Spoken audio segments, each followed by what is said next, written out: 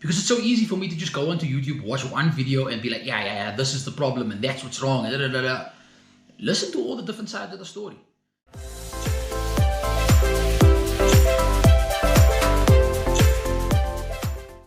So it's day 3 of the lockdown.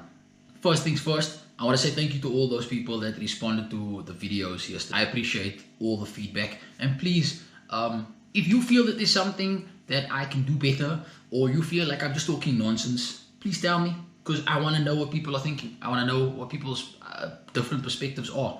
And that's what I appreciated about some of the feedback. I liked that people were telling me a different side of the story. By that I mean, I'm here at home and I'm just experiencing this on my own. I got no family with me, so that's my experience. But it's good to also hear what it's like being at home with your family. How are you surviving being around the people that maybe sometimes irritate you the most? So it's good to hear those things as well. Also, what I want to say is that I don't want everything that I speak about, especially regarding the virus, to be from a negative perspective or trying to place fear in people about what could go wrong. I want to tell different sides of the story. And I think that the age that we live in today, the time that we live in today, there are so many different platforms that we get information from. Any person with a smartphone has got YouTube, Instagram, Facebook, WhatsApp, Google, you name it. Whether you use all of those platforms or not doesn't even matter. Some of us use even more than that. So there's all these different platforms that we are getting information from. It becomes imperative for us to sift through and find a holistic perspective on a particular matter before we accept one view. Because it's so easy for me to just go onto YouTube, watch one video and be like, yeah, this is the problem and that's what's wrong. Listen to all the different sides of the story. And that's what I kind of did this morning when I was laying in bed. I was reading through some articles regarding the effect that the lockdown is having on different people. So the experience that you may be having at home right now may be completely different from what somebody else is going through. And it's important that we understand that. It's important that we accept that we are all together in this lockdown. I mean, we can't get away from it. But that in that togetherness of the lockdown, there's also individual experiences. And we need to be open-minded enough to accept those other experiences as well. So I want to go down to Pick n Pay today because I want to go get some other things that I need. On that note, let me just finish my coffee and we can head out. Alright, so let's head out.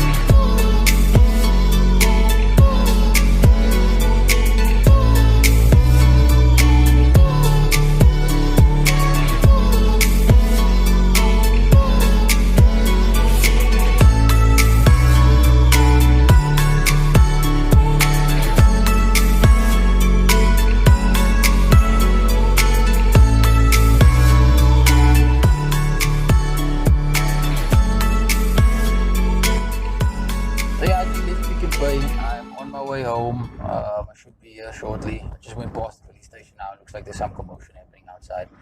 But so Pick n Pay apparently doesn't see a tin opener as an essential item, but Easter eggs are.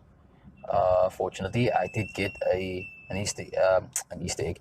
Fortunately, I did get a tin opener at Clicks, so that problem was sorted out. Also, there's no halal meats or anything at that particular Pick n Pay. If anybody knows of a Pick n Pay or some place that I can go to get halal meats and stuff, please let me know. Here in Joburg, obviously, because the butcher that I normally get my stuff from is obviously closed. So, yeah, there's that. Something interesting that I read this morning was there was an article about a very well-known, famous South African poet who wrote an open letter to the president regarding her thoughts on the lockdown situation, and saying that she believes that this was a really bad idea that was badly thought out, and that the lockdown period is still benefiting a lot of big businesses, particularly when it comes to things like people panic buying. Because when I was in Pick n Pay now, you could see that there were so many different shelves that were just completely empty. There was, Clicks were still open, but everything else was closed in the mall. And yeah, it was just quite interesting to see that. She made some very strong points. She was very upset about this lockdown situation.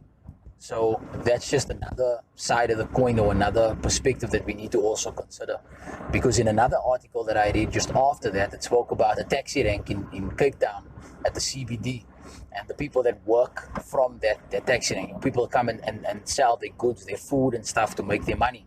And one of the ladies that they interviewed said that this is the only way that she survives. She lives hand to mouth, and what she makes in the day is what she gets to spend for food at home, in the evening with the family, with the kids. And so what happens to these people? For some of us, yeah, we're comfortable, we have stocked up, we've bought our food and things that we need to get by for the next 20 days, but there's a lot of people in our country who cannot afford to do that, who don't have that luxury. So how are those people getting by? What happens to self-employed people who own their own businesses? They now have to shut down for the next at least 19 days left. How are these people going to get by? While we have our comforts in our homes, and we've got our food, and we've got our electricity, and we've got our Wi-Fi, we are comfortable. We've got our family, we've got games that we can maybe play, but there's so many people that do not have that luxury. So while we may not be able to do something physically for those people, we at least should make our prayers for them, because they need it. I have no idea. After reading those articles, I have no idea how a lot of people are going to get by on this.